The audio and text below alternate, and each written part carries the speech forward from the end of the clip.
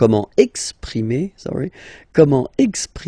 l'obligation. So when you must do something, well, there is a verb for that to express must, and this is falloir. Falloir, okay, falloir.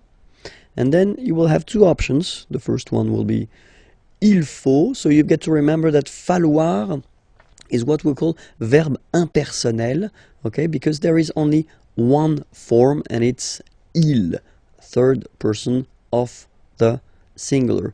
Il faut, okay. So je, tu, nous, vous, etc.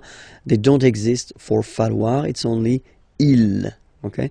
Il faut, and then the verb coming after will be at the infinitive, okay. So that's the way to express to must, okay.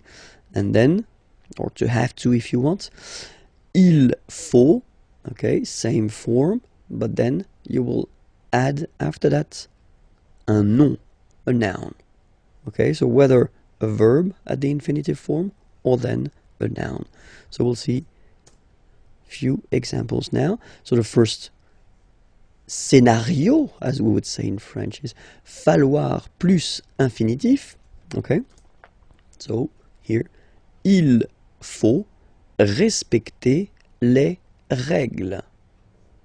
All right, il faut respecter, so to respect, les règles, the rules. Il faut respecter les règles. All right, and then another option. So I've been putting here and here the two parts of the negative form. Il ne faut pas fumer. Fumer is to smoke. Ici, here.